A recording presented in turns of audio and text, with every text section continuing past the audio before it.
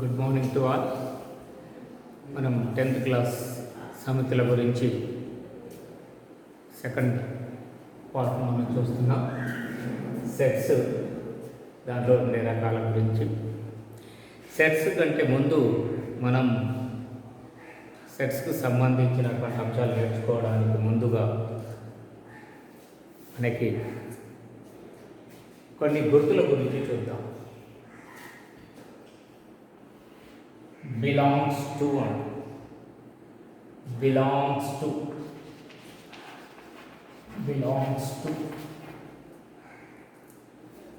ఈ గుర్తుని మనం బిలాంగ్స్ టు అని చదువుతాము.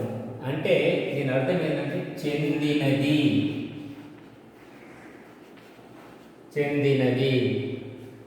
కలిగి ఉన్నది,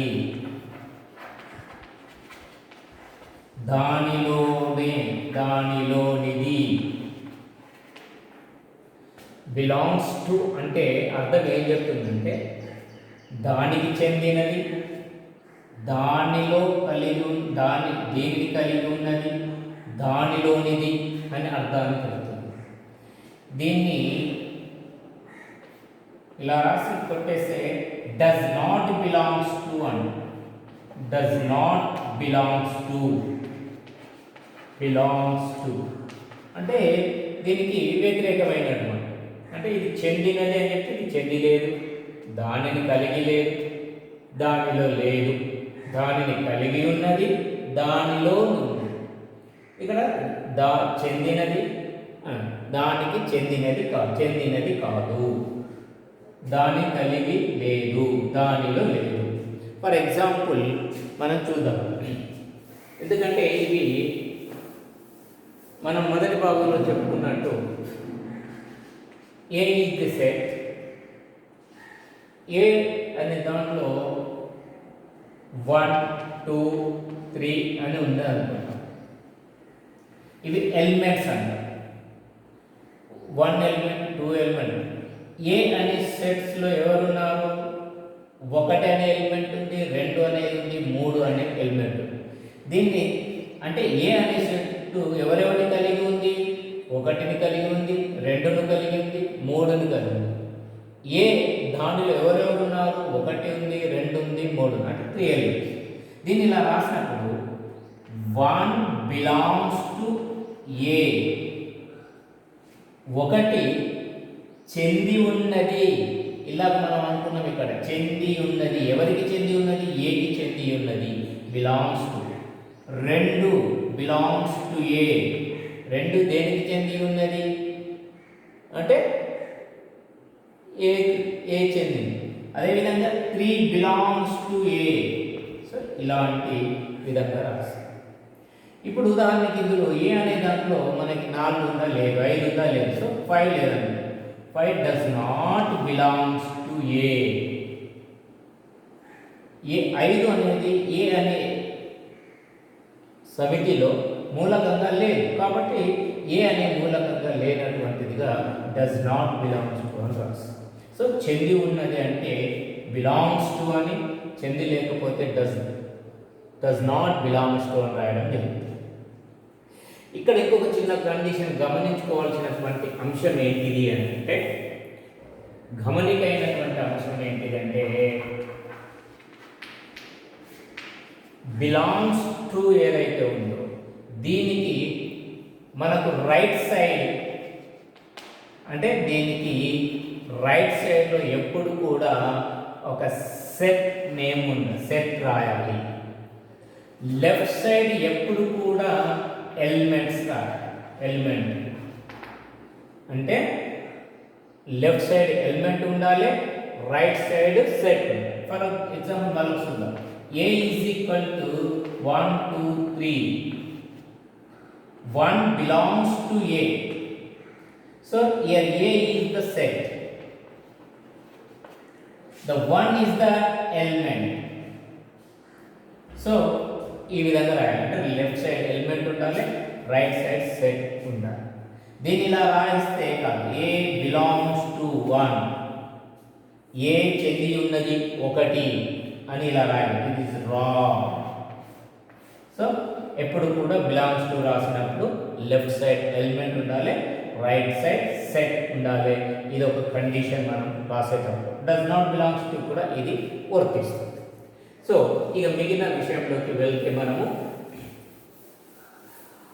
సెట్స్లో ప్రధానంగా కొన్నిటిని మనం డెఫినేట్ చేసుకుంటే ఈక్వల్ సెట్, సమసముతులు అంటారు. సమసముతులు అంటే ఒకే రకమైనటువంటి మూలకాలు కలిగినటువంటిది. వేరు వేరు ఆర్డర్లో ఉండవచ్చు, క్రమము మారి ఉండవచ్చు, కానీ మూలకాలు మాత్రం అందులో ఉండే ఎలిమెంట్స్ మాత్రం ఒకే రకంగా ఉంటాయి. ఫర్ ఎగ్జాంపుల్ ఏ అనే సెట్ తీసుకున్నాను అనుకోండి. ఏ అనే దాంట్లో మనకు ఇప్పుడు ఉన్నటువంటి మూలకాలు తీసుకుంటే 2, 4, 8 అని తీసుకున్నాను. ఓకే, బి అనేటటువంటి దాన్ని తీసుకున్నాను అనుకోండి. 4, 2, 8 ఉండేదాన్ని. సో ఇందులో 2, ఇందులో 2, ఇందులో 4, ఇందులో 4, ఇందులో 8 ఉన్నది, ఇందులో 8. అంటే ఇందులో ఉన్నవన్నీ కూడా ఇందులో ఉన్నవి సేమ్ ఉన్నాయి. కాబట్టి వీటిని సమసమితులు, ఈక్వల్ అంటున్నాం. 2, 2 ఈక్వల్, 4, 4 ఈక్వల్, 8 ఈక్వల్. సో ఇలాంటి వాటి ఈక్వల్ సెట్ అంటున్నాం. అంటే ఏ అండ్ బిలు, ఏ అండ్ బిలు ఏంటివి? Equal sets. ఇంతకంటే ఎక్కువ ఉదాహరణ అవసరం లేదనుకుంటున్నాను. సో సమసమితులను మనము ఈ విధంగా అర్థం చేసుకోవచ్చు. సో నెక్స్ట్ ఫినిట్, దీనిలోనే ఉంది. ఫిట్ అయిపోతే ఫినిట్. ఫిట్ అంటే అక్కడికి అంటే లెక్కించడానికి వీలైనటువంటి మూలకాలు, లెక్కించడానికి వీలు కలిగినటువంటి మూలకాలను కలిగినటువంటి సమితిని మనము ఫినిట్ సెట్ అంటాం. ఒక తరగతిలోని విద్యార్థుల సంఖ్య అన్నాము, ఒక తరగతిలోని విద్యార్థుల సెట్ అన్నాం అనుకో, అది ఫినిట్ సెట్. అవునా? మన గ్రామంలోని 30 ఏళ్ల వయసు కలిగినటువంటి యువకుల సంఖ్య అదొక సెట్గా తీసుకుంటే అది కూడా మనం లెక్కించడానికి వీలు. మన గ్రామంలో 5 ఎకరాల కంటే ఎక్కువ పొలం కలిగినటువంటి రైతులు లెక్కించగలుగుతాం. ఏదైనా ఎక్కువ లేదా తక్కువ అని కూడా 2 ఎకరముల కంటే తక్కువ వ్యవసాయ భూమి కలిగినటువంటి రైతులు తక్కువ అంటే ఇంతకంటే తక్కువ అని చెప్పగలుగుతాం. ఇంతకంటే ఎక్కువ అని మనం ఏవైతే చెప్పగలుగుతున్నామో, అద్దులు ఏవైతే బౌండరీస్ చెప్తున్నామో అలాంటివన్నీ కూడా ఫినిట్ సెట్స్. అంటే ఖచ్చితంగా ఇప్పుడు ఈ తరగతి గదికి ఉన్నటువంటి కిటికీల సంఖ్య, ఓకే, ఈ గ్రామంలో ఉన్నటువంటి డాబాల సంఖ్య, ఈ విధంగా మనము ఏదైనా ఒక సమితిలో ఉన్నటువంటి మూలకాలను లెక్కించడానికి వీలుగా కలిగి ఉంటే దాన్ని ఫినిట్ సెట్ అంటాం. కౌంటబుల్, కౌంట్ చేయడానికి వీలుగా ఉండేటటువంటి దాన్ని ఫినిట్ సెట్ అంటాం. వాటికి ఉదాహరణలు మనం ఏమైనా చూడవచ్చు. So A is equal to 1, 2, 3, 4 it is finite set. B is equal to A, E, I, O, U ఇది ఫినిట్ సెట్ కింద మనం తీసుకోవచ్చు. లేదా ఇప్పుడు ఇంతకుముందు మనం చెప్పుకున్నటువంటి ఎగ్జాంపుల్స్ కూడా మనం చూసుకోవచ్చు. దీనికి పూర్తిగా ఆపోజిట్గా ఉండేది ఏదైతే ఉందో దాన్ని ఇన్ఫినిటీ సెట్ అంటారు. ఇన్ఫినిటీ అంటే ఇందులో అనంతమైనటువంటివి, లెక్కించడానికి వీలు కానటువంటిది, కౌంట్ చేయడానికి వీలు కానటువంటి దానిని ఇన్ఫినిటీ సెట్స్ అంటారు. అంటే ఎన్నున్నాయో ఖచ్చితముగా చెప్పలేనటువంటిది. ఉదాహరణకి ఆకాశంలోని చుక్కల సంఖ్య అన్నాం అనుకోండి. ఆకాశంలోని చుక్కలు ఇది కరెక్ట్గా మనం ఎన్నున్నాయని చెప్పలేము, అనంతమైనటువంటి. మనందరికీ బాగా తెలిసినటువంటిది ఏంటిది? న్యాచురల్ నెంబర్ సెట్ అంట. 1, 2, 3, 4 సో సహజ సంఖ్యలు ఎన్ని అని అంటే ఇవన్నీ చెప్పలేము మనం.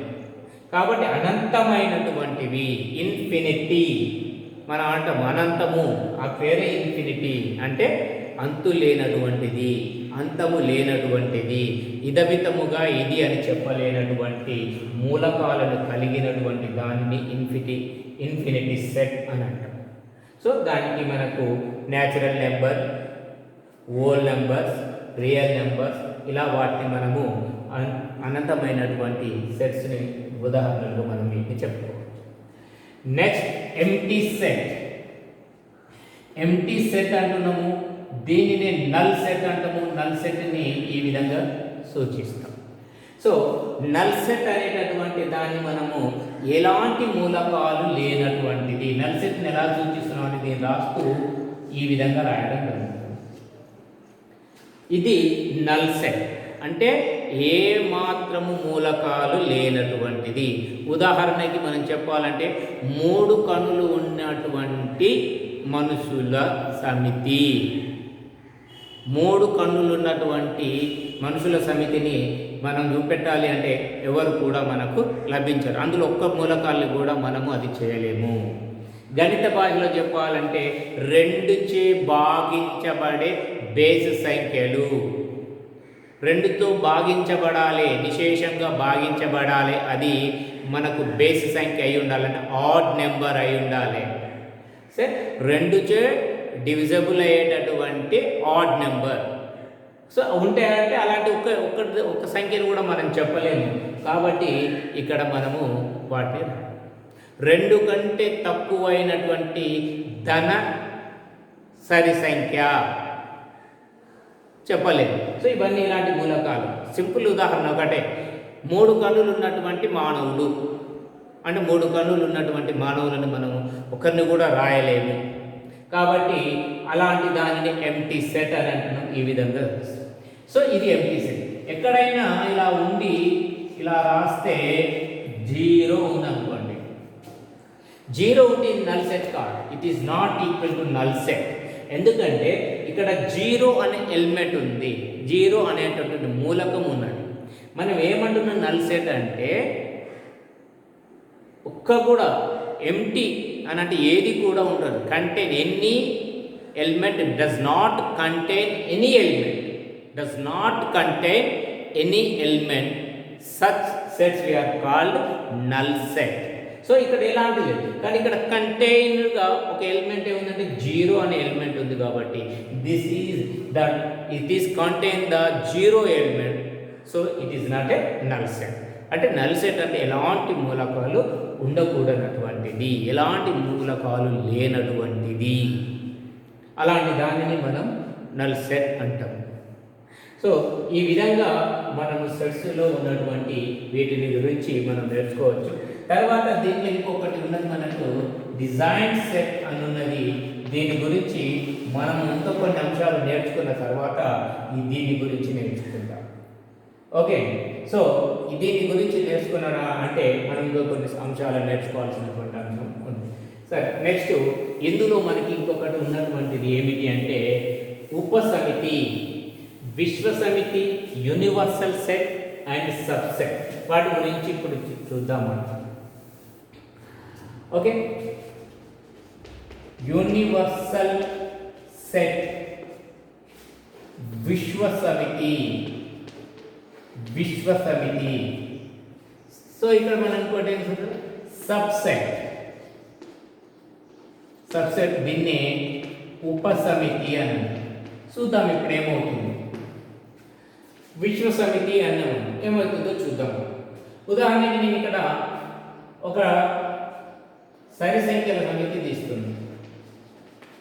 సరి సంఖ్యల సమితి, ఈవెన్ నెంబర్ సెట్. ఓకే, దాంట్లో ఏం రాస్తున్నాం 2, 4, 6, 8, 10, 12 సంథింగ్. అదేవిధంగా నేను ఇక్కడ ప్రైమ్ నెంబర్ సెట్, ప్రధాన సంఖ్యల సమితి. ఓకే, దీనిలో నేను తీసుకున్నాను అనుకోండి 2, 3, 5, 7, 11, 13. సో ఈ 2 ఎందులో నుంచి తీసుకోబడింది చూడండి, మనము సహజ సంఖ్యా సమితిలో ఉన్నటువంటి వాటి నుంచి తీసుకున్నాం. సహజ సంఖ్యా సమితి 1, 2, 3, 4, 5, 6, 7, 8, 9, 9. సో ఇవన్నీ ఉన్నాయి. ఓకే, 9, 10, 11, 12, 13, 14, 15. సో చూడండి, ఈ 2 ఎందులో నుంచి తీసుకుంది? ఇందులోనే ఉంది. 4 ఇందులోనే ఉంది. 6 ఇందులోనే ఉంది. 8 ఇందులోనే ఉంది. 10 ఇందులోనే ఉంది. 12 ఇందులోనే ఉంది. అంటే మనం తీసుకున్న ప్రతి ఎలిమెంట్ ఎలా ఉంది? సహజ సంఖ్య సంఖ్య. ఇలా కూడా చూడండి, 2 ఉంది, 3 ఇందులోది, 5 ఇందులోది, 7 ఇందులో, 11 ఇందులో, 13. అంటే మనం ఏర్పాటు చేసిన సమితులన్నీ ఈ సమితి నుంచి తీసుకోబడినది. కాబట్టి ఈ సమితిని మనము ఈ విశ్వ సమితి అంటున్నాం. అంటే సహజ సంఖ్య సమితి ఇప్పుడు తీసుకునేటువంటి 2 ఉదాహరణలకి ఏమవుతుందంటే విశ్వ సమితి అవుతుంది. సింపుల్గా చెప్పాలి అని అంటే, మనము మన పాఠశాలలో 15th ఆగస్టుకు గేమ్స్ ఆడాలని అనుకుంటాం. గేమ్స్ ఆడాలనుకున్నప్పుడు కబడ్డీ టీం తయారు చేస్తున్నాం. ఓకే, హాకీ టీం తయారు చేస్తున్నాం, క్రికెట్ టీం తయారు చేస్తున్నాం, వాలీబాల్ టీం తయారు చేస్తున్నాం అనుకోండి. ఇప్పుడు ఒక్కొక్క టీం ఒక్కొక్క సమితి అనుకోండి. అంటే కబడ్డీ ఆటగాళ్ళ సమితి, వాలీబాల్ ఆటగాళ్ళ సమితి, హాకీ ఆటగాళ్ళ సమితి, క్రికెట్ ఇలా తీసుకున్నాం అనుకోండి. ఈ అందరి విద్యార్థులు ఎందులో నుంచి ఎన్నిక చేసుకోబడతాం? మన పాఠశాలలో ఉన్న విద్యార్థులనే లెక్కలోకి తీసుకుంటాం. మన పాఠశాలలో ఉన్న అన్ని తరగతి విద్యార్థులనే మనం తీసుకుంటాం. అంటే ఇక్కడ ఏర్పడిన కబడ్డీ అనే సమితి, హాకీ అనే సమితి, అంటే ఆటగాళ్ళ సమితి లేదా గ్రూప్ అని, ఈ టీమ్స్ అని అనుకున్నాం. ఈ టీంలను ఎక్కడి నుంచి ఎన్నుకోబడినటువంటి ఎలిమెంట్స్గా ఉన్నారంటే మన బడిలో ఉన్నవారు. అంటే ఇప్పుడు స్కూల్ అనేటటువంటిది విశ్వ సమితి. అంటే విశ్వ సమితి అంటే సమితులన్నీ ఎందులో నుంచి మనము తీసుకోబడుతున్నాయో ఆ సమితిని విశ్వ సమితి అని అంటున్నాము. మనం దాన్ని మ్యూ అనేటటువంటి అక్షరంతో తీసుకోవడం జరుగుతుంది, సూచించడం జరుగుతుంది. సో ఇప్పుడు వీటిని ఏమంటున్నామంటే సబ్సెట్స్ అంట. సరి సంఖ్యలో ఉన్న ప్రతి ఎలిమెంట్ అంటే 2, 4, 6, 8, 10, 12 ఇంకేమైనా తీసుకుంటే every element should be have in the natural number. కంపల్సరీగా ఉంటుంది. అంటే ఇందులో ఉన్న ఈచ్ అండ్ ఎవ్రీ ఎలిమెంట్ దీంట్లో ఉంటుంది.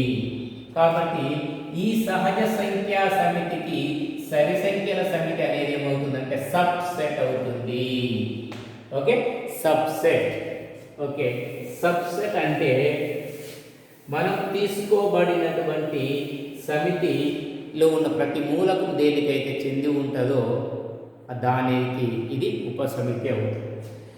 మనం సబ్సెట్ అనేటటువంటిది మళ్ళొక ఉదాహరణ ద్వారా సబ్సెట్ ఉప సమితి. ఓకే, విశ్వ సమితి అంటారు. అయితే ఇక్కడ మనము సమితులను చూపించేటప్పుడు వీటికి సబ్సెట్కు ఉపయోగించేటప్పుడు గుర్తు ఏంటిదంటే ఈ విధంగా రాస్తాం. Okay, subset. దీన్ని ఏం చదువుతాము? సబ్సెట్ అని చదువుతున్నాము. సబ్సెట్ అని చదివేసి ఇంతకు ముందుకు బిలాంగ్స్ టు అన్నప్పుడు ఏం చెప్పినాం? ఇటు సైడ్ ఏమో సెట్ రాస్తాము, ఇటు సైడ్ ఏమో ఎలిమెంట్ రాస్తాము. అంటే రైట్ సైడ్ ఏమో సెట్, లెఫ్ట్ సైడ్ ఏమో ఎలిమెంట్ రాస్తాం. సబ్సెట్కి ఏమవుతుందంటే రెండు వైపుల సెట్ ఉంటుంది. ఇటువైపు సెట్ ఏముంటుంది, ఇటువైపు సెట్. అంటే సెట్ కంపారిజన్ చేస్తున్నాం. ఈ సెట్ ఏ సెట్కు చెందింది, ఇందులో ఉన్న ప్రతిదీ ఏ సెట్లో ఉందో చెప్పడం జరుగుతుంది. కాబట్టి దీన్ని టూ సైడ్ కూడా సెట్గా చూపిస్తాం. ఒక ఎగ్జాంపుల్ తోటి మనం సింపుల్గా చెప్పుకోవచ్చు. For example A is equal to తీసుకున్నాం అనుకోండి. ఓకే, ఆర్ అనేటటువంటి సమితిని తీసుకుందాం అనుకుందాం. ఆర్ అనేటటువంటి దాంట్లో ఏ బి సి డి ఈ ఎఫ్ ఈ ఎఫ్ జి హెచ్, సో ఇట్లా ఎంతవరకు అంటే జెడ్ వరకు ఉన్నాయి. అంటే ఆర్ అనే దాంట్లో ఏమున్నాయి? ఏబిసిడీలు ఉన్నాయి, ఆల్ఫాబెట్స్ ఉన్నాయి. ఇప్పుడు నేనేం చేస్తున్నట్టు మనం ఇట్లా ఏ అనే ఒక సమితిని తీసుకున్నాను. ఏ అనే సమితిని తీసుకొని ఇలా మ్యాథ్స్ అని రాస్తాను. MATHS. ఈ ఎం ఎందులో నుంచి తీసుకోబడింది? ఆర్లో నుంచే తీసుకోబడింది. ఏ ఆర్లో నుంచే తీసుకోబడింది, టీ ఆర్లో నుంచే తీసుకోబడింది, హెచ్ ఆర్లో నుంచే తీసుకోబడింది, ఎస్ అందులో. అంటే ఏలో ఉన్న ప్రతి ఎలిమెంట్ ఆర్ నుంచి గ్రహించబడింది కాబట్టి, ఏలో ఉన్న ప్రతిదీ ఆర్లో ఉన్నది కాబట్టి ఏ అనేది ఆర్కి ఏమవుతుంది అంటే సబ్సెట్. సో ఇక్కడ ఏం రాస్తున్నాం, ఏ సబ్సెట్. సబ్సెట్ సెట్కు సబ్ అంటాం, గ్రూప్లలో సబ్ గ్రూప్ అంటాం. సబ్ గ్రూప్ అంటే గ్రూపుకు అనుబంధంగా ఉంది. ఇది కూడా ఏ అనేది దేనికి అనుబంధం అంటే దేంట్లో ఉన్నది ఎవరు అని అంటే ఏలో ఉన్నవన్నీ కూడా దేంట్లో ఉన్నాయి, ఆర్లో ఉన్నాయి. కాబట్టి ఏ సబ్సెట్ ఆర్. ఇక్కడ గుర్తుపెట్టుకోవాలి మనము, ఇక్కడ తెరిచి ఉన్న బట్టి వైపు ఏమో పెద్ద సెట్ ఉంటుంది, ఇటు ఏమో చిన్న సెట్గా ఉంటుంది, దీన్ని సబ్సెట్గా రాస్తాం. సో ఈ విధంగా మనం రాస్తాం. ఇదే విధంగా నేను ఉదాహరణకి ఎం అనే సెట్ తీసుకున్నాను. ఎం అనే సెట్ తీసుకున్నాను. ఇక్కడ ఇందులో ఉన్నటువంటి మూలకాలలో మనం దీన్ని తీసుకుందాం. క్లాస్ CLAS అనేటటువంటి ఎస్ క్లాస్ అన్నప్పుడు 2 సార్లు ఎస్ తీసుకోకూడదని మొదట్లో మనం చెప్పుకున్నాం. అదే అక్కడ 2 సార్లు ఉన్నటువంటి ఒక దాన్ని తీసుకుంటాం. ఇప్పుడు చూడండి, సి ఇందులో నుంచే తీసుకోబడింది, ఎల్ ఇందులో నుంచే తీసుకోబడింది, ఏ ఇందులో నుంచే తీసుకోబడింది, ఎస్. అంటే దీంట్లో ఉన్న ఈచ్ అండ్ ఎవ్రీ ఎలిమెంట్ ఆర్లో ఉంది. అంటే ఆర్ పెద్దది, అంటే దీనికి ఉదాహరణ విశ్వసమితి అవుతుంది అన్నమాట. సో SLAS అనేది ఎం కలిగి ఉంది కాబట్టి, ఎంలో ఉన్న ప్రతిదీ ఇది ఇందులో ఉంది కాబట్టి ఎం దీనికి ఏమవుతుంది, ఇక్కడ మనం రాస్తే దీని ఆధారంగా చెప్పి ఏం రాసుకుంటాం మనము, ఎం సబ్సెట్ ఆర్. ఈ విధంగా మనం సబ్సెట్ నిర్వచనం చేస్తాం. దీనిని మనం సూపర్ సెట్ కూడా వీటిని రివర్స్ రాసుకుంటే సూపర్ సెట్ అంటే ఇదేమో ఇలా రాస్తే సబ్సెట్. ఓకే, తెరవబడి ఉన్నది రైట్ సైడ్లో ఉంటేనేమో సబ్సెట్ అని చదువుతాము. దానికి ఇలా ఉంటే దీన్ని కూడా 2 సైడ్స్ మనం సెట్సే రాస్తాం. సెట్ ఇక్కడ కూడా సెట్ అని రాస్తాం. ఇలా రాసినప్పుడు దీనిని సెట్ సూపర్ సెట్ అంట. ఏ సూపర్ సెట్, బి ఏదైనా మనం. ఫర్ ఎగ్జాంపుల్ దీంట్లో ఇక్కడ రాసినటువంటి దీనిని మనం ఇంకో తీరుగా రాస్తే A subset R according to this. దీన్ని ఎలా రాసేది, R super set A. R super set, R super పెద్దది, సూపర్ గా ఉంటుంది దేనికంటే ఏ కంటే, అంటే ఏలో ఉన్నాయన్నీ దీంట్లో ఉంది, ఏకు ఉన్న టాలెంట్లు అన్నీ దీంట్లో ఉంది, ఇంకా అదనంగా కూడా దీంట్లో ఉంది కాబట్టి ఇది super. So this is a super or super set. Or set is a super set of A. Okay, అర్థమైంది. ఏకి కొన్ని క్వాలిటీస్ ఉన్నాయి, అంటే ఏలో ఉన్నటువంటి క్వాలిటీస్ అన్నీ కూడా ఉంటూ దీనికి అదనంగా ఉంది కాబట్టి దీన్ని ఆ విధంగా చెప్పుకోవడం జరుగుతుంది. సో ఇలా కూడా రాయాలి. దీన్ని కూడా అలాగా రాస్తే M subset of R, R super set of M. Okay, ఇక్కడ అర్థమైంది అనుకుంటున్నా. అంటే ఏలో ఒక దాంట్లో ఉన్నటువంటి అన్ని మూలకాలు దానిలో ఉంటే దానిని ముందు దానికి సబ్సెట్గా అంటాం. ఉదాహరణకి ఓకే, మనం ఇంకొక ఉదాహరణ చూద్దాం సబ్సెట్ అనేది. ఓకే, రామ్ అనేటువంటి వ్యక్తి ఉన్నాడు అనుకోండి. ఇతనికి రామ్ అనేటువంటి నుంచి వ్యక్తికి సింగర్, మంచి పాటగాడు, మంచి పెయింటర్, ఓకే పెయింట్ క్వాలిటీస్ ఉంది, మంచి క్రికెటర్, ఓకే క్రికెట్ ఆటలో మంచి ప్రావీణ్యం ఉంది, అదేవిధంగా మంచిగా చదువుతాడు, ఓకే మంచి మార్కులు కూడా వచ్చేస్తాయి. ఇవన్నీ క్వాలిటీస్ ఉన్నాయి, ఇవన్నీ కూడా అతనికి ఉన్నటువంటి క్వాలిటీస్. ఇప్పుడు ఇంకో అతనికి ఉన్నాయి లక్ష్మణ్ అని తీసుకుంది. ఓకే, ఇతనికి పాట పాడడం వచ్చు,